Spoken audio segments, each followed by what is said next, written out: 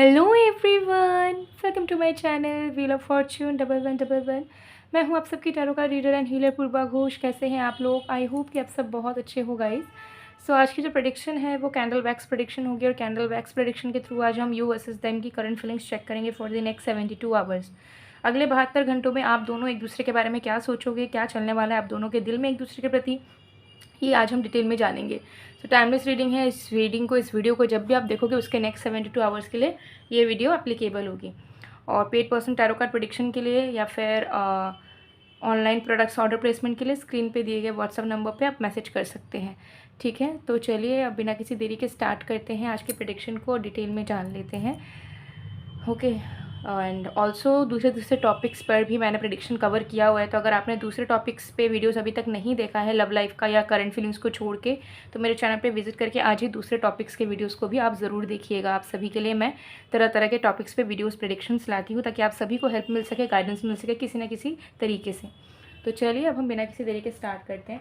1 bye 1 feelings check करेंगे। ठीक है, तो जब तक मैं स्टार्ट करूँ आप लोग प्लीज़ रिलैक्स कीजिए।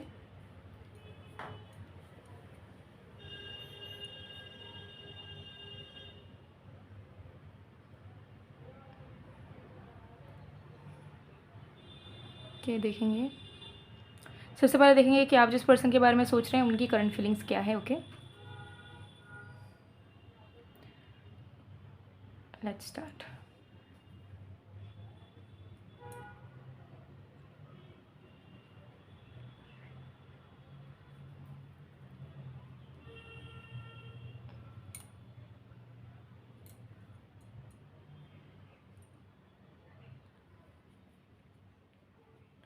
ओके, सबसे पहली चीज़ यहाँ पर दिख रही है कि आपके जो पर्सन है उनको कहीं ना कहीं पछतावा हो रहा है एक चीज़ याद कर करके। और मुझे यहाँ पर दिख रहा है कि जब आप इस इंसान ने जब आपने इस इंसान को प्रपोज़ किया होगा या आप इनके लाइफ में गए होगे या फिर आपने इनको कहा होगा कि चलो सीरियसली आगे बढ़ते हैं साथ में, या चलो दोनों शादी कर लेते हैं, या कोई भी सीरियस अप्रोच अगर आपने इनके प्रति रखा होगा तो उस टाइम हो सकता है उस अप्रोच को उन्होंने रिजेक्ट कर दिया होगा, अनदेखा कर दिया होगा, अनसुना कर दिया होगा, इग्नोर कर दिया होगा और उस पर आपको वैल्यू नहीं दिया होगा। ठीक है, कोई रिस्पॉन्स नहीं दिया होगा एज सच।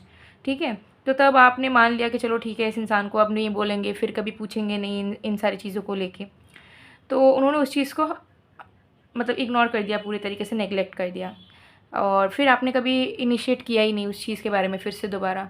तो इस इंसान को उस चीज़ का बहुत ज़्यादा पछतावा हो रहा है कि जो अप्रोच आपकी तरफ से आया था वो कहीं ना कहीं यूनिवर्सल ब्लेसिंग था, क्योंकि आप एक इतने अच्छे इंसान हैं, इतने अच्छे लवर हैं। और अगर आपके साथ सीरियस लेवल पे वो आगे बढ़ जाते या फिर आपके प्रपोज़ल को एक्सेप्ट कर लेते या आपके साथ सीरियस होकर आगे बढ़ते और ईश्वर के संदेश को समझ पाते, तो उनकी लाइफ कहीं ना कहीं बहुत हद तक बेटर हो जाती इस वक्त, जो कि अभी बिल्कुल भी नहीं है। तो वो कहीं ना कहीं पछता रहे इस चीज़ को लेके कि मैंने बहुत बार अपने अच्छे किस्मत को एक्सेप्ट करा है, बहुत बार मेरे साथ बहुत सारी चीज़ें अच्छी भी हुई हैं जो मैं डिज़र्व भी नहीं करता था या करती थी, बट इस बार मैं मार खा गया या खा गई। इस बार मुझे समझ ही नहीं आया कि ये रिश्ता भी किसी यूनिवर्सल ब्लेसिंग से कम नहीं है, ये इंसान जो मेरे लाइफ में आए हैं ये भी किसी यूनिवर्सल ब्लेसिंग से कम नहीं है। और इन्हीं को मैंने वैल्यू नहीं दिया, इनके प्यार को मैंने एक्सेप्ट नहीं किया, इनकी इमोशंस की मैंने रिस्पेक्ट नहीं करी और हम दोनों के रिश्ते को भी मैंने सजा के प्रोटेक्ट करके नहीं रखा। तो कहीं ना कहीं समझ पा रहे हैं कि गॉड इज़ ग्रेट, भगवान ने उनको ना चाहते हुए बहुत कुछ दिया। ठीक है, करियर में, फैमिली लाइफ में, हर एक चीज़ में उन्हें प्रिविलेज्ड बनाया और उन्हें लव लाइफ में भी प्रिविलेज बनाने की कोशिश की गई यूनिवर्स की तरफ से।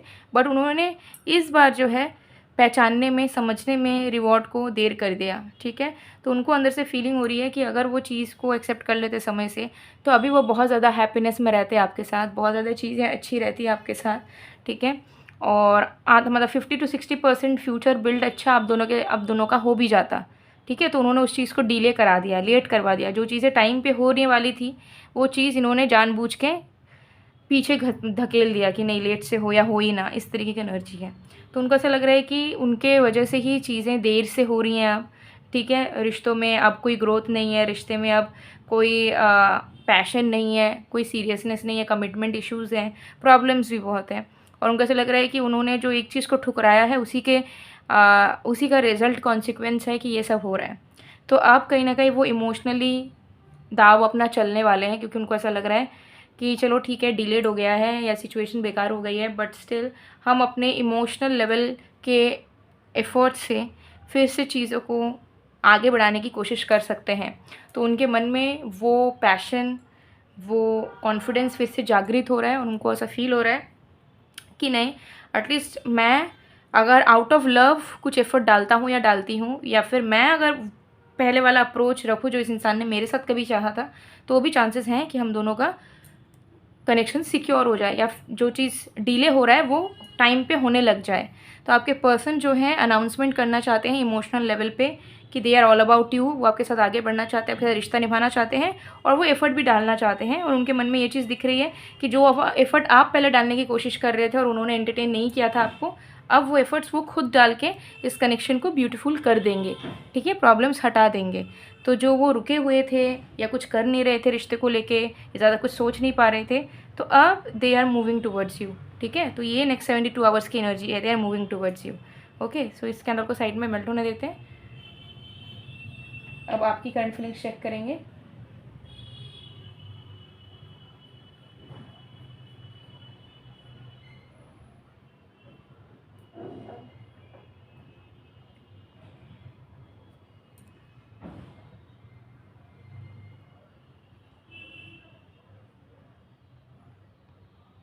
Let's start.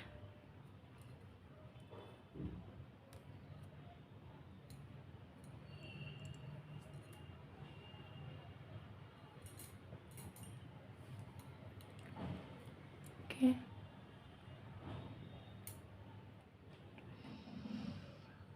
आपके करंट एनर्जी में दिख रहा है कि आपका माइंडसेट अभी यूनियन की तरफ ही है। कहीं न कहीं आप चाहते हो कि यूनियन हो, कहीं न कहीं चाहते हो आप कि आपके पर्सन ओपन अप हो जाएँ।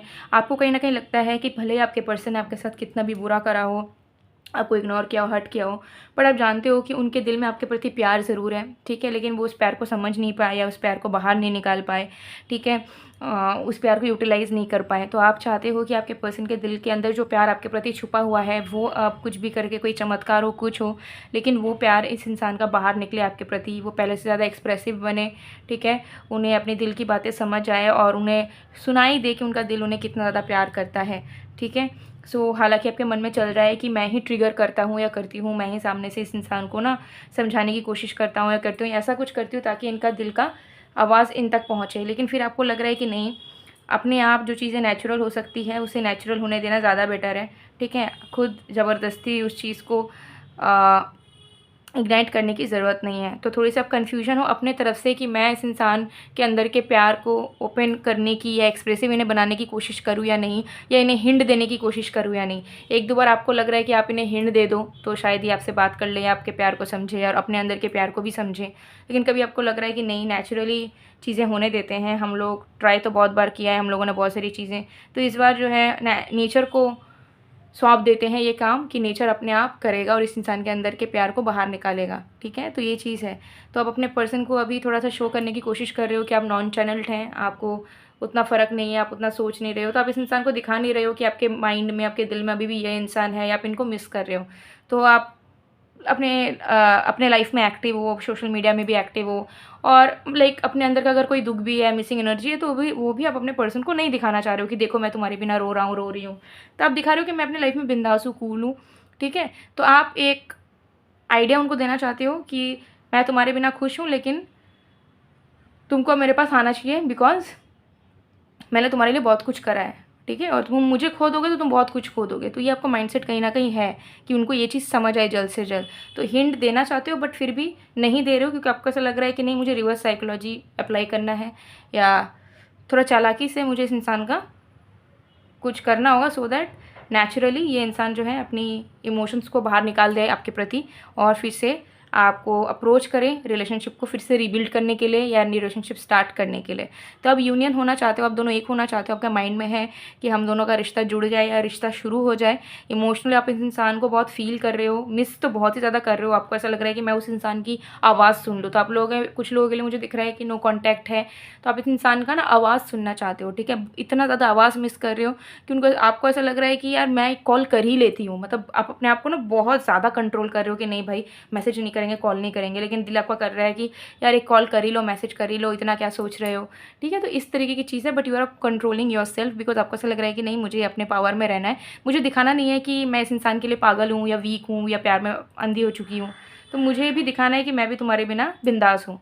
तो आप वो प्रिटेंड करने की कोशिश कहीं ना कहीं कर रहे हैं, बट मन में आपके है कि ये इंसान अपने दिल की बातें जल्द से जल्द निकाल दे, कुछ चमत्कार हो और आप दोनों एक हो जाए फिर से, ठीक है। तो ये एनर्जी यहाँ दिख रही है। तो ये आपकी करंट फीलिंग्स यहाँ पर है।